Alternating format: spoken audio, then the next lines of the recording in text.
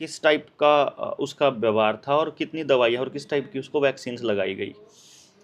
फिर जैसे ही वो पैदा हुआ, पैदा होते ही उसको कौन से केमिकल डले, क्योंकि यहाँ से उसका दिमाग पूरी दुनिया के बारे में एक विचार बनाएगा उस बच्चे का दिमाग।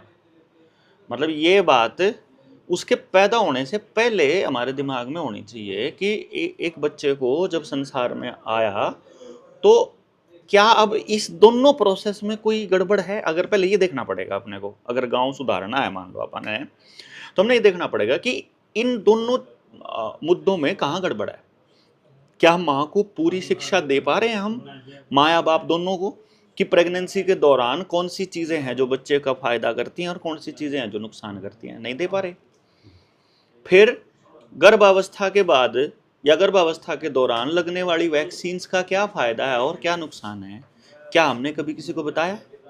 कोई है ही नहीं गांव में बताने वाला। आशा वर्कर है, डॉक्टर है, ये सारे लोग तो वही गीत गाते हैं जो सरकार गावे, और सरकार में बैठा आदमी वही गीत गा रहा है जो रॉकफेलर फैमिली या फिर फार्मा कंपनी गा रही है। तो इसका मतलब है कि वहां बैठा आदमी एक भी बच्चे की दिशा में काम नहीं कर रहा, वो काम कर रहा है कंपनियों के मतलब उसमें प्रक्रिया में। फिर आपके वाला पॉइंट आता है, परवरिश हो लेती है जब तक वो बच्चा स्कूल में जाता है ना। सही समय जो बच्चे का है ना स्कूल जाने का, वो 6 साल से पहले नहीं है। हमारे यहाँ बेवकूफ़ लोग कब डाल देते हैं उसको? 2 2.5 साल में डाल देते हैं। मतलब उसकी किलिंग स्टार्ट हो जाती है बिल्कुल पैदा होने से लेकर के। तो ये समझ तो बच्चे को नहीं देनी। जैसे आपने बोला भी शिक्षा पे काम हुए बिना नहीं बात बनेगी, शिक्षा से ही सब निकलेगा। शिक्षा में जाने से पहले उसके माँ बाप को अगर समझ ही नहीं होगी तो उसका नाश शिक्षा में जाने तक पहला कर लेगा ना, उसकी हेल्थ का भी और उसकी सोच समझ का भी। तो पहले तो गांव के आदमी को ये बताना पड़ेगा कि बालक को पैदा मतलब जब वो माँ के पेट में डला तब से लेकर और स्कूल में जाने तक कैसे रखना है ठीक ठाक।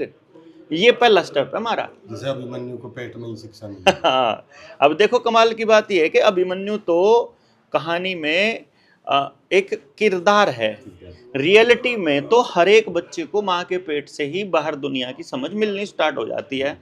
यदि उसको नशे में रखा जाए, केमिकल के इन्फ्लुएंस में रखा जाए, अगर उसको लगातार कोई ना कोई केमिकल इंजेक्शन दवाई डाली जाए तो अंदर जैसे आपको वैक्सीन लगने तो कोई भी टीका लगता है जैसे तो सुन्न सा हो जाए अगर वैसे रहेगा बच्चा माँ के पेट में, फिर तो कहाँ दुनियादारी का पता रहेगा उसको पैदा होने तक, उसको समझ का पता नहीं होगा। और रियलिटी तो ये होती है जी, जो बच्चा है ना जब वो पैदा होता है वो प्योर है, परमात्मा का अंश है, वो एकदम प्योरेस्ट।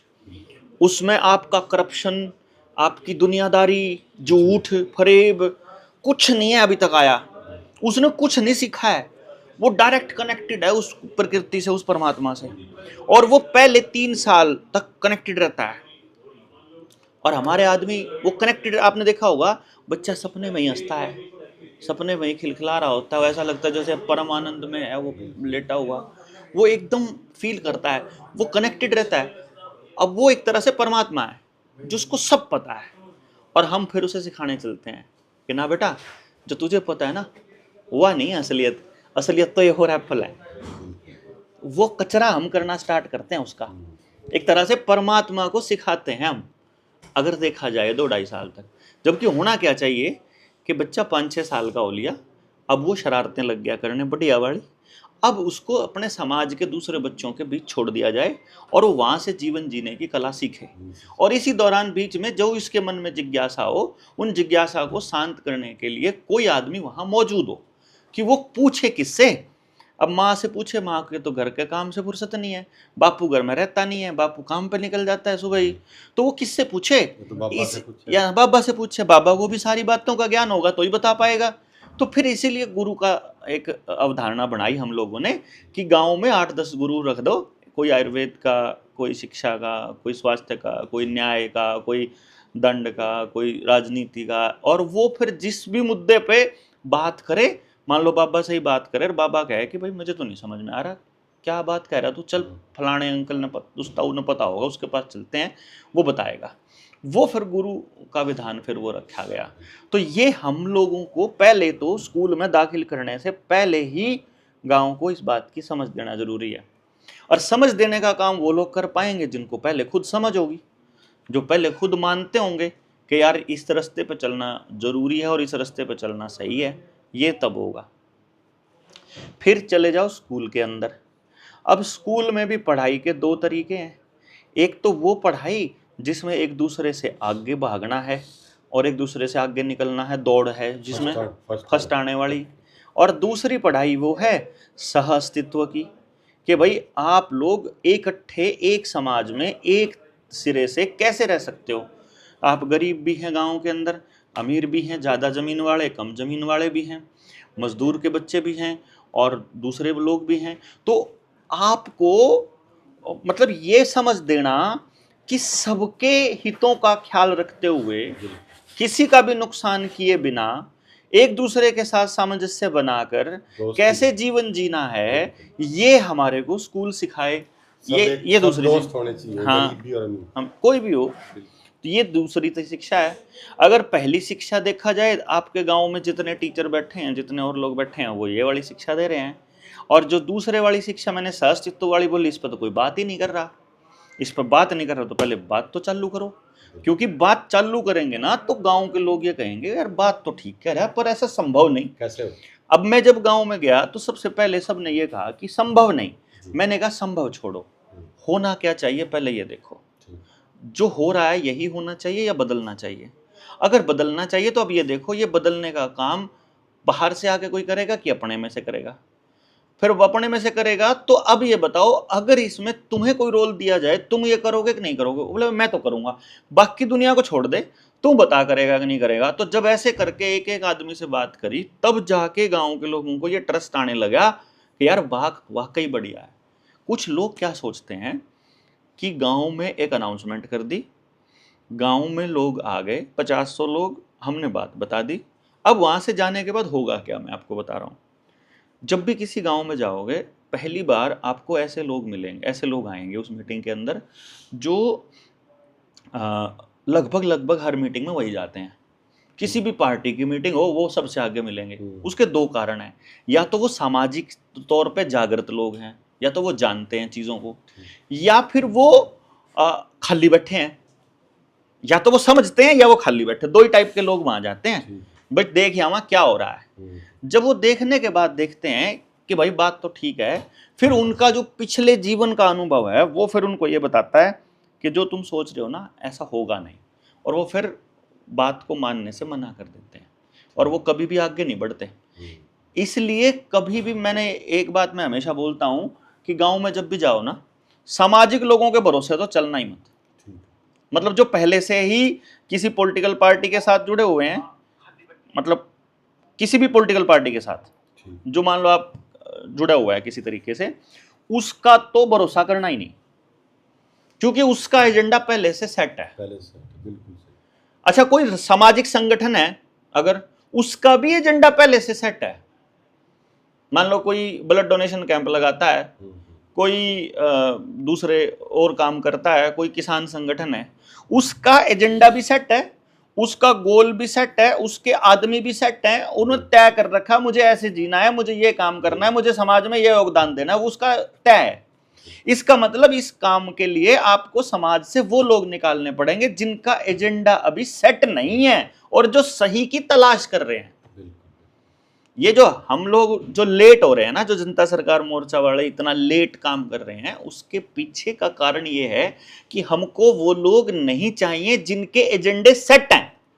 हमको वो लोग चाहिए जो अपने एजेंडे मौजूद परिस्थिति को ठीक करने के लिए लगाना चाहते हैं, अब पूरे मुद्दे को समझ के।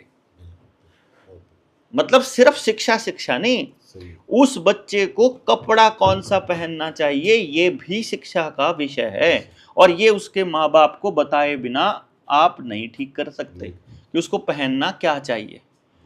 फिर ऊपर से आप ये उसके कपड़े का हो गया, उसकी दवाइयों का हो गया, उसकी गाड़ियों का हो गया, उसके खेत का हो गया, उसके डंगर का हो गया, उसके समाज का हो गया, उसके दोस्तों का हो गया, उसके हम लोगों का हो गया। ये पॉइंट भी तो वहां से लेने पड़ेंगे। उसको बीमार हो गया तो ठीक कैसे करना है, ये बात उसके माँ बाप को जानकारी होनी चाहिए, ये जरूरी पार्ट है। वरना स्कूल वाले ही इंजेक्शन ठोकेंगे उसको वरना स्कूल वाले ही वैक्सीन लगाएंगे। मतलब ये बड़ा कमाल की बात है कि आप जहां जाओगे ना, मतलब दफ्तर में जाओगे, अगर दफ्तर के लोगों को नहीं अकल है तो दफ्तर वाले ही आपके बच्चों को वैक्सीन लगाने की बात कहेंगे हैं। फिर आप न्यू कह दोगे अगर भाई, मतलब जहां जाओगे, कहने मतलब अभी पीछे हुआ तो मंडी में जा रहे हो, वहां भी यही कर रहा, अफसर भी यही कर रहा, और सारे कुछ यही कर रहे हैं। तो इसलिए मेरा ये मानना है कि यदि हम गांव पे काम करना चाहते हैं तो केवल शिक्षा को टारगेट कर लिया तो हम सक्सेसफुल नहीं होंगे।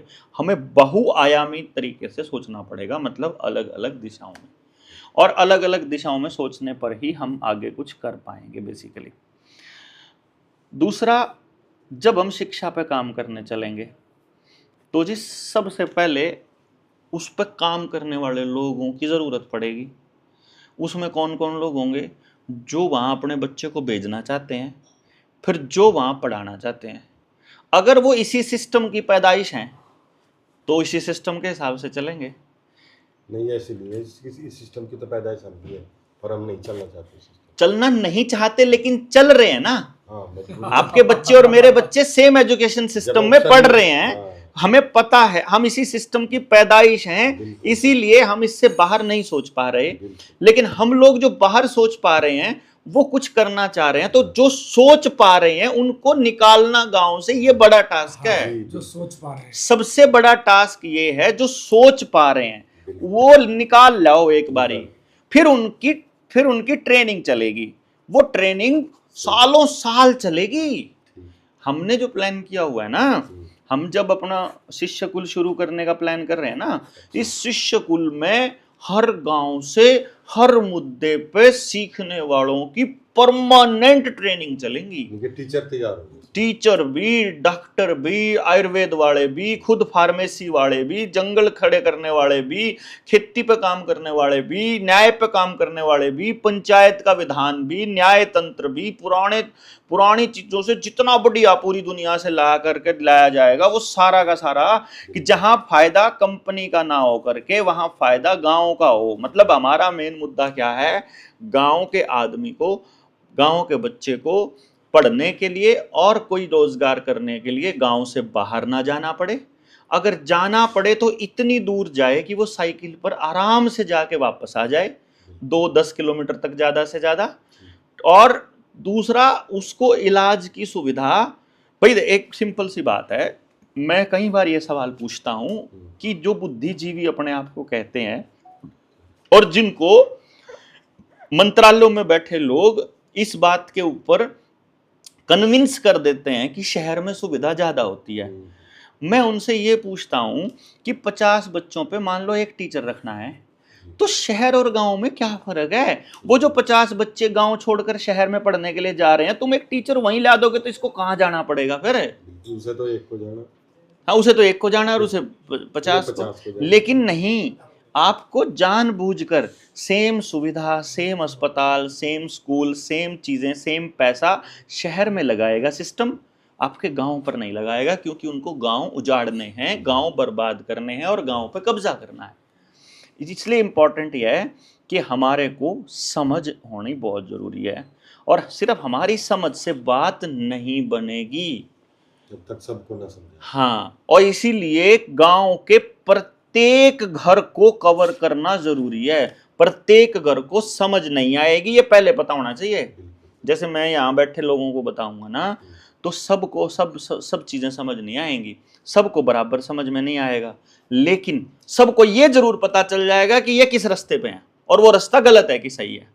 हमने वो रास्ता निकालना है लास्ट में, डिस्कशन के माध्यम से, चर्चाओं के माध्यम से और सारी चीजों के माध्यम से हमको आखिर में वहां पहुंचना है जहां गांव के, शहर के, देश के किसी भी आदमी का शोषण ना हो सके बेसिकली। मतलब ना हम करें और ना कोई और कर सके। हाँ, चाहे आप कितने ही पैसे वाले हों, कितने ही ताकतवर हों, आपको अलाउड नहीं है प्रकृति के नियमों को तोड़ना। बेसिकली हमें वहां जाना है, और ये रास्ता इतना लंबा है कि इसके विषय में सोचने से भी पहले लोग सोचते हैं यार ये तो एक जीवन का तो काम नहीं है। बिल्कुल। ठीक है, तो फिर जो काम आपने शुरू किया है वो भी एक जीवन का है ही नहीं। वैसे भी आपका एक छोटा सा मतलब जीवन काल है, इस जीवन काल में वैसे भी आप कोई काम पूरा करके जाने वाले नहीं हो। जैसे मान लो आपने कोई मकान ही बना लिया है, वो मकान आपका कभी परफेक्ट नहीं होगा, कोई ना कोई टूंटी, कोई ना कोई मतलब पापड़ी उखड़ी रहेगी उसकी। बिल्कुल, बिल्कुल। मतलब आपका परफेक्शन तो कभी आएगा ही नहीं। होता ही नहीं, बिल्कुल सही। तो चीजें तो खराब होती रहेंगी, हम ठीक करते रहेंगे।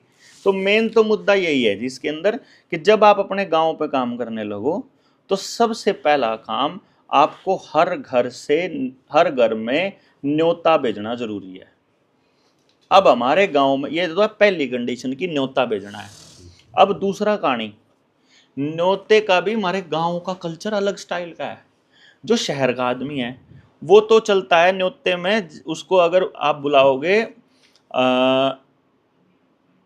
तो वो चलता है कार्ड से। शहर का आदमी कार्ड भेज दो व्हाट्सएप पे या जहाँ मर्जी। लेकिन जो गांव का आदमी है ना, वो जाएगा आपके या तो आपके या नाई के न्योते पे, और न्योता भी कम से कम 3 बार चाहिए उसने। ठीक है। चुल्ला न्यों दो ना, तो भी आप 3 बार बुलाने जाओगे ना तब जाके आएगा वो। सुबह सुबह तैयार हो गए, सेट हो गए, बैठ जाएगा घर में। घरवाली ने रोटी नहीं बना रखी, चूल्हा नहीं होता, पड़ोस में ब्याह है, कद को बुलाना है। और वो बुलाना आने के बाद ही लेगा। सही बात है, सही। ठीक है ना। और वो एक बार बुलाना आ जाओगे तो फिर क्या कहेगा, दूसरी बार आने दे फिर जाऊंगा। ठीक है। सही है। और तीसरी बार जब आ लेगा ना तब जाएगा, और वो बुलाने वाला भी बेचारा लगे ही रहा है।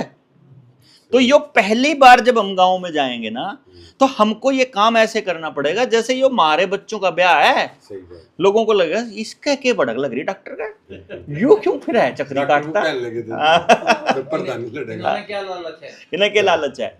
वो देखो ब्याह में तो लालच है भी मेरे बच्चे का ब्याह है, मैं भाग रहा हूँ सबको बुलाता, मुझे अपनी प्रतिष्ठा दिखानी है कि देखो कितने लोग मेरे इसमें शामिल हैं, मेरे से कितना प्रेम प्यार है लोगों का, वहां तो ये दिखाना है। लेकिन यहाँ तो आप समाज को पहली झटके में तो जब आप ये कहोगे ना कि तुम्हारा बेवकूफ बनाया जा रहा है और ये सरकार तुम्हें बेवकूफ बना रही है और तुम बेवकूफ हो, तो आदमी फिर सीधा आपको रिजेक्ट कर, तेरा दिमाग खराब हो रहा है। कुछ तो सोचेंगे भी लोग। मतलब वो यही सोचेंगे। मान लो मैं आपको ये कह दूं कि आपकी उम्र 45 साल 50 साल होली, और मैं आपको ये कह दूं आपने अब तक जितने जीवन जिया सारा बेवकूफी भरा जीवन था, तो आप बाहर निकल के मुझे कहोगे क्या पागल है यो। आप कैसे ठप्पा लगने दोगे अपने ऊपर बेवकूफी का। बिल्कुल बिल्कुल। आप मैं कोई भी मतलब गांव के आदमी को जब आप पहले झटके ये कहोगे कि बैंक आपका शोषण ऐसे करते हैं, सिस्टम ऐसे करता है, पार्टियां ऐसे करती हैं, कंपनियां ऐसे करती हैं, तो वो एक झटके में पहले झटके में ये नहीं मानेगा कि सच में शोषण हो रहा है। वो ये कहेगा मैं इस शोषण में शामिल हूं और इसके बिना मेरे पास कोई दूसरा रास्ता नहीं है, ये तो पागल हो रहे हैं। क्योंकि उसे ये स्वीकार करने में भी समय लगेगा कि भैया हमें समझ नहीं आई जो उन्होंने हमारे साथ चीटिंग किया। इसलिए हमको बहुत सिस्टमेटिकली दिमाग से ये मानकर चलना पड़ेगा कि गांव का आदमी आपको पहली बार लाने में सारा काम आपका उस आदमी को वहां से सार्वजनिक स्थान पर लाने का है, बस यहां तक का काम, यह सबसे बड़ा काम है बस। और वो कैसे होगा, आपने एक बार कॉल दी तो गांव का, मान लो आपके गांव में घर कितने घर है आपके गांव में? 2000 वोटिंग है। 2000 वोटिंग, 500 परिवार मान लो आप। तो आप 500 परिवार में जब आप लाओगे ना तो 500 परिवार से 50 से 100 आदमी आएंगे पहले झटके में। मान लो ये 50 से 100 आदमी आए और इन लोगों को हमने फिर इनमें से हमने कहा कि अब बताओ इस मिशन में कौन कौन साथ आना चाहेगा।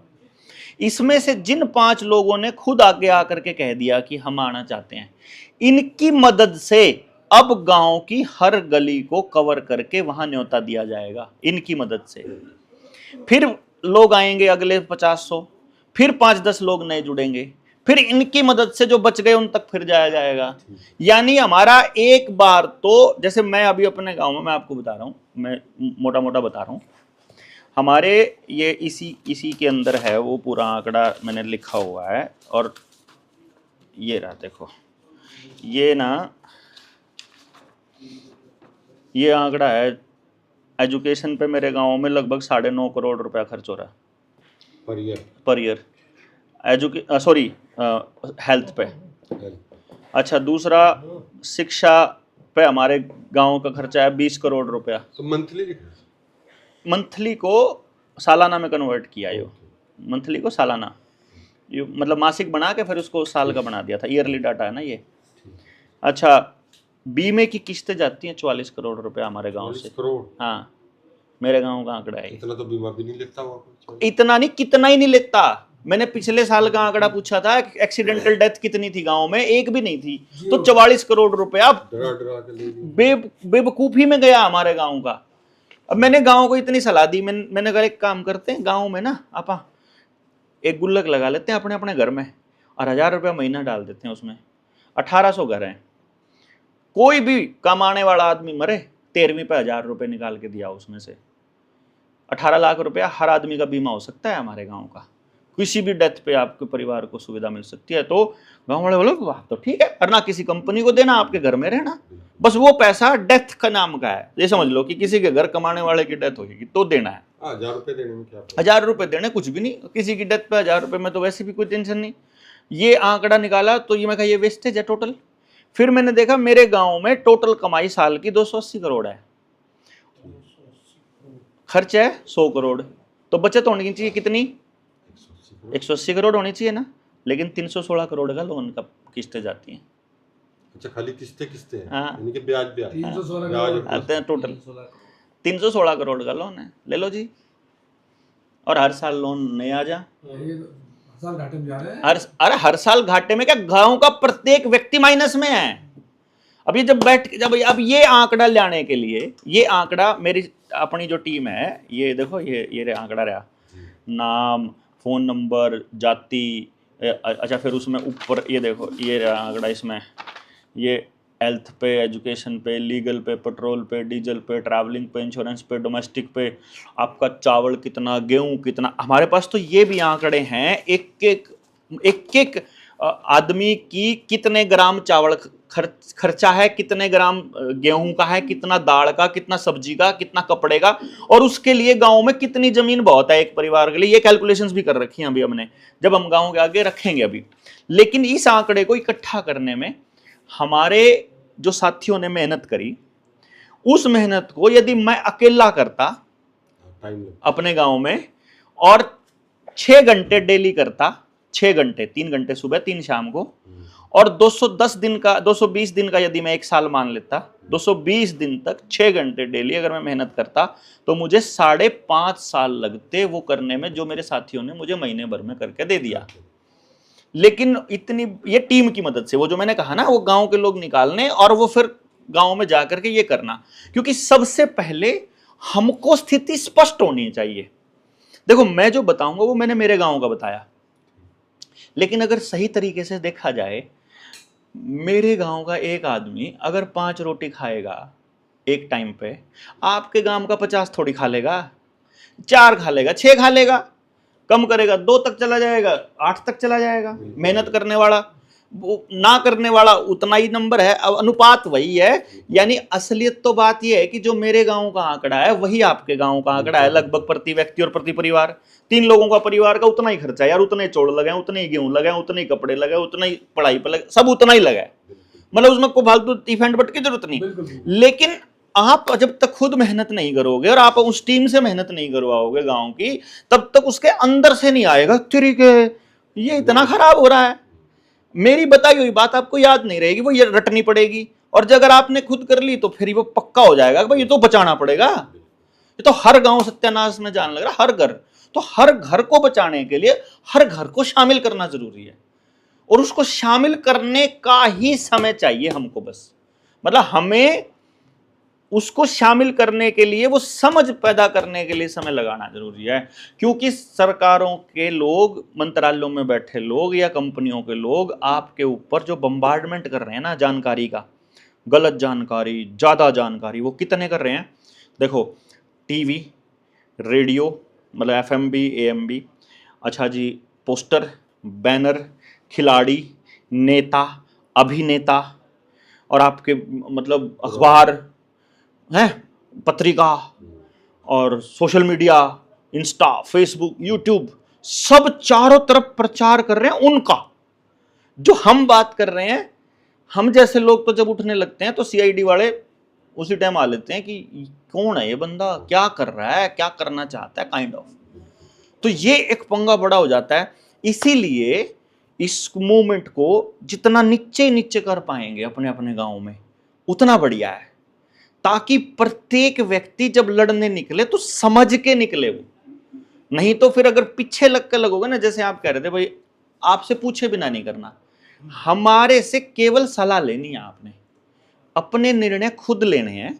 एक बार ये आंकड़ा आपके पास हो, उस आंकड़े के हिसाब से फिर गांव से ही पूछ लो बैठ के, भाई जैसे गांव के लोगों से। जब तक आप उनको शामिल नहीं करोगे वो आपके साथ नहीं लगेंगे, और मैं आपको शामिल नहीं करूंगा तो आप मेरे साथ क्यों लगो। तो सिंपल फंडा क्या है, पहले उस आदमी को शामिल करो और उससे पूछो कि जी देख तेरे पास दो रास्ते हैं, तेरा बच्चा जा रहा है इस टाइम पे स्कूल में, अभी मैंने गांव का आंकड़ा दिया, मैंने 20 करोड़ रुपया जा रहा है मेरे गांव से शहर में, 20 करोड़, ठीक। अब मैं इस कैलकुलेशन को देखता हूं, मैंने कहा 20 करोड़ में से पैसे कहाँ जा रहे हैं। करीब करीब मेरे गांव से 100 के करीब बच्चा ऐसा है जो कोचिंग के लिए जाता है शहर में असंध, और एक बच्चे की जो खर्चा है वो लगभग 25,000 रुपया तो है ही कोचिंग का, इतनी तो फीस होती है। इसका मतलब ये होगा कि 25 लाख रुपया मेरे गांव से शहर जा रहा है, ठीक है। ये सॉरी 1000 बच्चे की बात हो रही थी, नोट 100 बच्चों की, 1000 बच्चा जा रहा है कोचिंग के लिए। मैं तो 100 तो थोड़ा सा आंकड़ा हुआ है, तो है ना 100 तो छोटा आंकड़ा हो, वो तो एक क्लास में 2 क्लासों में हो जाए, क्लास में तो 12 क्लास होना। तो अब 1000 बच्चा होगा तो ये 2.5 करोड़ रुपया हो गया, ठीक है। 2.5 करोड़ साल का मतलब हो गया लगभग 2 लाख रुपए महीना। अब मैंने गांव वालों को एक बात बताई कि देखो, अब मैं आपको एक सलाह दे रहा हूं, गांव वो बच्चे वहां जाते हैं तो कोचिंग में पढ़ते कैसे हैं, प्रोजेक्टर पे पढ़ते हैं, दिल्ली बैठा कोई आदमी कोचिंग दे रहा है और वो पढ़ा रहा है। अब मेरे पास 2 ऑप्शंस हैं, आप बता देना, आपके पास 2 ऑप्शन है, अब आप बताओ क्या चाहते हो। पहली चॉइस, उसी दिल्ली की कोचिंग वाले की फ्रेंचाइजी गांव में ले आते हैं, ठीक है, और उसको मंथली रेंट दे देते हैं वहीं पे, जब देना ही हमने इधर ही है तो उसी से ले लेते हैं डायरेक्टली। और हम अगर उसको देंगे, जो आज हमारा लगभग 2-2.5 लाख रुपया महीने का जो जान लग रहा है, हाँ 20 लाख रुपया जो महीने का जान लग रहा है, ये हमारा 1,00,000 रुपये महीने में काम चल जाएगा, 1 लाख रुपया महीना में। या दूसरा तरीका ये है, हम अपने गांव में एक जगह डेडिकेटेड रख देते हैं कोचिंग के लिए, और 3 टीचर्स ले आते हैं अपने गांव से, अपने गांव में बाहर से, और टीचर को तनख्वाह देते हैं। कितनी तनख्वाह में आ जाएगा टीचर गांव में पढ़ाने, बताओ आप? 30,000 40,000। मैं कह रहा हूँ 1 लाख, ठीक, 1 लाख तनख्वाह वाला मास्टर ले आओ, और 3 ले आओ सवेरे से लेकर रात तक। बच्चों ने कोई भी दिक्कत हो तुम्हें बताना है, चाहे यूपीएससी की तैयारी कराओ, चाहे सीडीएस की कराओ, चाहे एससी की कराओ, बैंकिंग की कराओ, जिसी की मर्जी कराओ। अभी तो आप 20 लाख रुपया महीना दे रहे हो ना, मैं तो कह रहा हूँ 3 लाख में काम चल रहा है, जब 3 लाख में चल रहा है आपका तो काम। और वो बच्चे सारे के सारे ट्रैवलिंग में, वहां जाकर लफाड़ेबाजी, फिर खावे सारा, मतलब सारा कबाड़ खावे, फिर बाहर जाकर होटल में ढाबे पे। मतलब वो अल्टीमेटली जितने रुपए का आपका बच्चा तेल फूकेगा और जितने रुपए का बाहर जाकर खा के आएगा ना कचरा, उतने रुपए में आपके बच्चों को सलाद में वहां पढ़ने के लिए, सभी बच्चों के लिए फ्रूट सलाद अवेलेबल होगा, ऑर्गेनिक फ्रूट है वहां, वो रखे होंगे, क्या कहते हैं उन्हें, स्प्राउट्स रखे होंगे हैं, शाम को भिगोए जाएंगे, अगले दिन सुबह सबको कटोरी में, जो बच्चा पढ़ने के लिए बैठेगा टेबल पर, तुम्हारे को स्प्राउट्स मिलेंगे, बढ़िया तुम्हारे लिए अरेंजमेंट होगा, एसी हॉल होगा, बैठ के जिसने पढ़ना पढ़ो, जिसने चर्चा करनी चर्चा करो। और खर्चा कितना महीने का? 3 लाख से 5 लाख, यानी जो 20 लाख खर्चा था वो 5 से 3 लाख पे आ गया। तो अब बताओ आपका क्या लगा जेब से? अगर इस 3 लाख रुपए को यदि मैं प्रत्येक परिवार में डिवाइड कर दूं, 1800 में डिवाइड कर देता हूं, तो मेरे पास कितना बचा? ये 18 दूनी 36, ये तो 201 रुपए बांडे में आए, 200-300 रुपए एक परिवार में। बहुत जबरदस्त गणित है। ये बताओ ना, मैं तो कोई ये कह नहीं रहा, मैं तो मेरे गांव का आंकड़ा दिया मैंने तो। अब मैंने कहा बताओ 200 रुपए में तुम्हारे गांव के अंदर इसमें एक और भी गांव में भी मिल सके हैं 3। ये तीनों बच्चे के, अरे तीनों बच्चों को हम ट्रेनिंग देंगे, गांव के बच्चों को तैयार कर लेंगे ना, साल के बाद तो उन्हीं के वही बच्चे लग जाएंगे सबसे सिखाने के बड़ी लिए। प्रॉब्लम तो है, बाहर बच्चा चले जाओ, चाहे उसका घर का कितना भी अच्छा जुगाड़ हो, हाँ, डाइट तो उसे वही मिलेगी, बाहर कबाड़ी मिलेगा ना, कितना ही पैसे बढ़ा हो, है कि नहीं। अब मैंने तो ये छोटा सा आंकड़ा दिया आपको, 3 लाख रुपए ठीक, के काम में। एक तो वो पैसा भी आप गांव में रोक सकते हो। फिर मैंने ये जो कोचिंग वाले जो मैंने 20 करोड़ रुपया जो स्कूल की जो फीस बताई थी मैंने आपको, ये जो स्कूल में जा रहा है 20 करोड़, अब मैं इस आंकड़े को यदि गांव में ले आता हूं, यदि इन्हीं बच्चों को मैंने कैलकुलेशन की थी भाई कितना बच्चा जा रहा है और कितना गांव में है, अभी जो बच्चा जा रहा है वो 40 से 50 बच्चों पे एक टीचर में जा रहा है।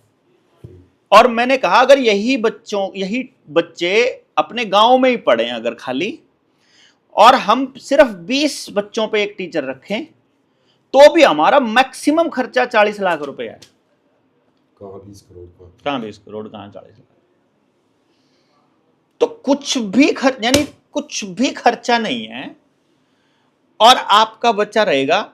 और एक और बात है, यदि आप सारे के सारे गांव वाले शामिल होते हो तो मैं इस बात की गारंटी देता हूं कि जो बच्चा अपने गांव के स्कूल से पढ़ेगा, गांव के स्कूल से पढ़ेगा, सरकारी स्कूल से नहीं, सरकारी स्कूल सरकार चलाती है, गांव चलाएगा इस स्कूल को, जो हमारे गांव के स्कूल से पढ़ेगा, क्योंकि गांव की जो जमीन है, जो गांव का स्कूल है वो गांव की जमीन पे है और गांव के लोगों ने दे रखी है, गांव की है वो, और जो हमारे बताए हुए तरीके से पढ़ेगा वहां पर, सबसे पहले तो शहर में जाने वाले 3 घंटे बच गए उसके, उसमें उसको सिखाएंगे उसकी कला जो उसके पास है, हाँ जो कुछ भी करेंगे। और उससे बड़ी बात की गारंटी है कि जो गांव के स्कूल में पढ़ेगा उसके रोजगार की गारंटी मारी, 100% रोजगार की गारंटी।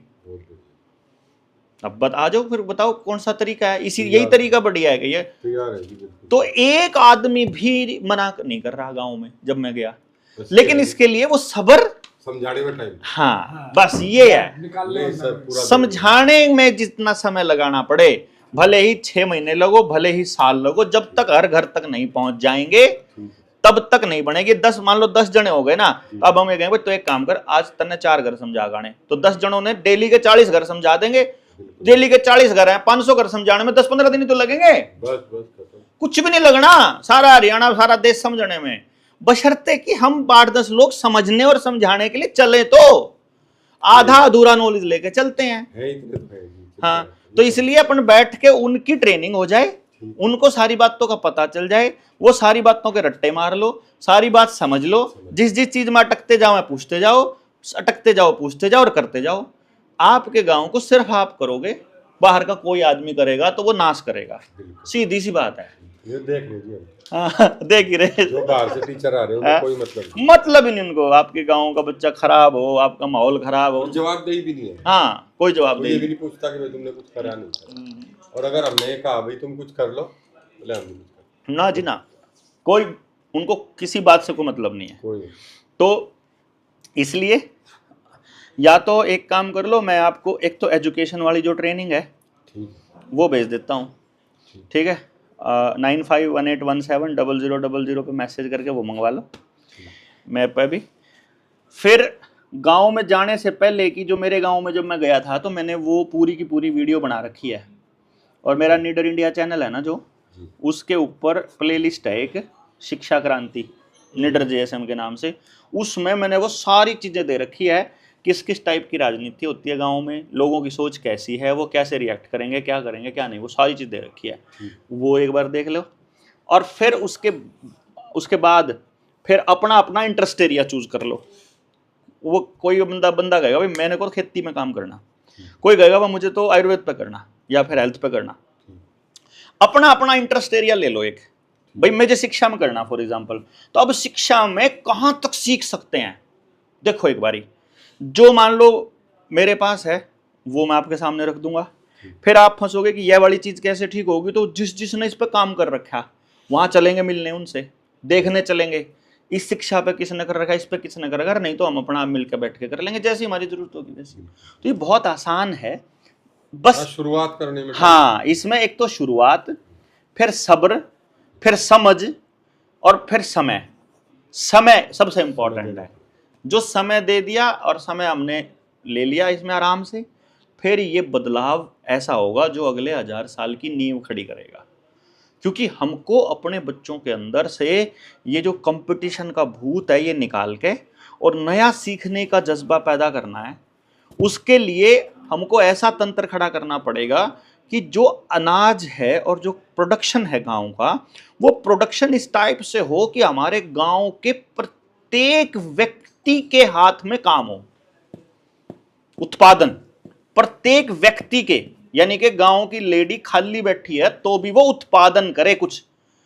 हमारी देखो ना कितने कितने गजब के थी। हम अपने बोइये, अपने बर्तन, अपने दिए, अपने दरी, अपने तकिए, अपने कपड़े, है ना, अपना सेवैयाँ, अपने खाट, अपना मतलब जो चाहिए आप नाम ले लो किसी का, सब कुछ जो नाम लो बस, आप सब कुछ तो ना करें। जो 60 साल 70 साल के हैं, हाँ। उन्होंने हाथ से बने हुए कपड़े पहने और उनकी सोच का लेवल अलग ही था। अभी जब आप फ्रीक्वेंसी को समझ लोगे ना, वो जैसे सचिन ने अभी फ्रीक्वेंसी समझी, बोला तो सारा ही खेल इतना फ्रीक्वेंसी का है। तो ये जो चीजें आपको दे ही जा रही हैं, ये जो पंखे, एसी, कूलर, ये जो जितना भी मेटल आपको चारों तरफ लपेट रखा है, केमिकल और मेटल और प्लास्टिक, इसका खेल ही समझ में तब आएगा जब हम ये बैठ के चर्चा करेंगे। गांव के बड़े बूढ़े जब शारीरिक वैसा काम करने में असमर्थ हो जाते थे तो भी बैठे बैठे बाण बटते रहा करते। हाँ, कुछ करते रहे। उनका प्रोडक्शन यानी उत्पादन तो उनकी नस नस में था, हर मिनट उत्पादन था। स्वेटर बुन रही हैं, सारा कुछ कर रही हैं। कंपटीशन का कॉन्सेप्ट है तो कॉन्सेप्ट ही गलत है। बेवकूफ ये भगवान ने ही नहीं एक जैसा बनाया। ये कंपटीशन का कॉन्सेप्ट ये असल में इन्होंने कैसे बनाया था? इन्होंने जो शुरुआत तो करी थी ना, तो ये तो करी थी इन्होंने थोड़ा कुछ सोच समझ के। सोच समझ के कैसे? इन्होंने ये पता था कि जिस बच्चे का दिमाग तेज है वो बच्चा जल्दी सीखता है, चीज़ों को पकड़ता है। जो पकड़ता है वो बढ़िया लिख सकता है, जो लिख सकता है उसके नंबर आएंगे, जिसके नंबर आ जाए और जिसमें अकल है उसको नौकर बना दो, ताकि गांव को बताने वाला कोई बचे ही ना। मतलब जिसको भी समझ वाले आदमी को, यानी कि जिसके पास भी, देखो आज के टाइम पे कंपटीशन को कौन जीत पाएगा? या तो बहुत इंटेलिजेंट बच्चा या बहुत अमीर बच्चा, माँ बाप जिसने पैसे खर्च करके उसको कंपटीशन में भेज रखा है। यानी अमीर और इंटेलिजेंट दोनों को अगर आपने नौकरी में फंसा दिया, पैसे में फंसा दिया, तो देश को समझाने वाला खत्म हो गया। गांव से निकल गया। ये गेम इसलिए खेला इन्होंने सोच समझ के कि इन लोगों को वहां बिठा दो। मतलब जैसे ही बच्चा थोड़ा सा समझने लगे बातों को, समझने वाले बच्चे को फट से नौकरी दे दो। और हमारा वैदिक सिस्टम क्या था? हाँ। जो सबसे होशियार है, वो चाहे किसी भी बिरादरी के, हाँ। उन्हें टीचर बना। देखो टीचर का तो काम ये है, जितनी चीजों की समझ टीचर को होगी। और टीचर को फिर ये भी बोला गया था, क्योंकि तू सबसे होशियार है तो सबके कान काट सकता है, इसलिए तेरा जो काम धंधा है उसके बदले पैसा नहीं मिलेगा। नहीं तो तुम धंधा बना लिया तो अब देखो ना, आप कोचिंग सेंटर खोल रखे हैं, करोड़ों अरबों रुपया लोगों को बेवकूफ बना बना के ये लोग कमा रहे हैं। अपना कोचिंग सेंटर था, मैंने देखा माँ बाप कितने बेवकूफ हैं।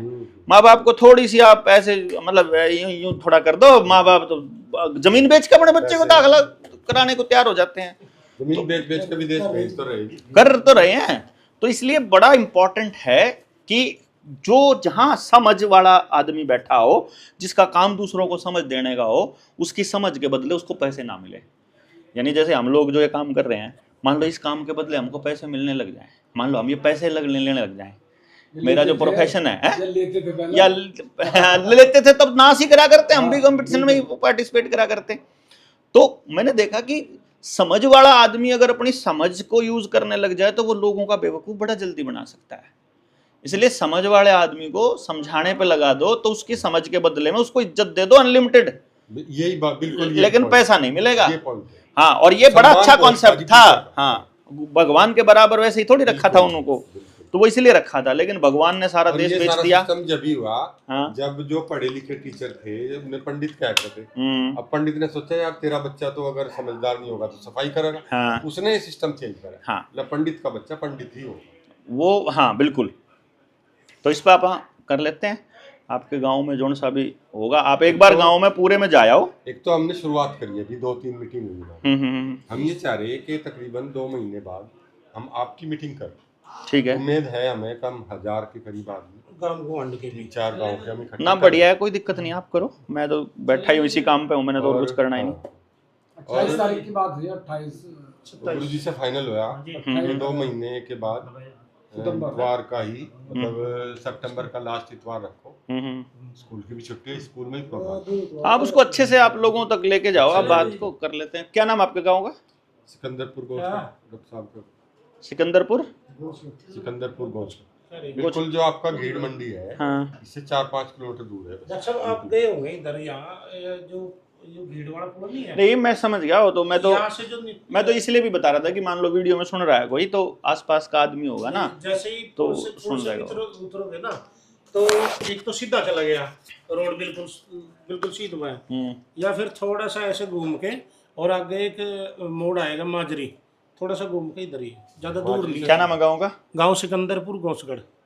सिकंदरपुर गोचगढ़, गोसगढ़ गोसगढ़ वो नाम है जी गांव के। आसपास का गांव उमरपुर, उमरपुर हो गया, गंगो लगे जी, गंगो के आसपास का है। गंगो कितनी दूर है? नखड़ोती नखड़ोती, नखड़ोती। वहां से 6 किलोमीटर। चलो नखड़ोती 6 किलोमीटर हो गया, कोई बात नहीं, आप करो तैयारी, कोई दिक्कत तो नहीं है। शुरुआत कर दी हमने, हाँ बोल दिया ये कह रहे कि हम प्रोग्राम फिक्स कर देंगे, हाँ पर ये जो इतवार की मीटिंग है हाँ हम लोगों से ही, जैसे हमारी मीटिंग होगी हाँ। तो उनसे ही करेंगे, भाई हमने ये प्रोग्राम ऐसे फिक्स करा। हाँ अपने गांव में आप कल करो, पहली कोई बार दिक्कत आपसे मिले, बहुत अच्छा लगा। हाँ धन्यवाद जी, धन्यवाद। हाँ पहली ठीक है। मुलाकात हुई। वीडियो तो काफी देखते रहते हैं हम आपकी, हाँ लेकिन आज मुलाकात पहली बार हुई। मैं तो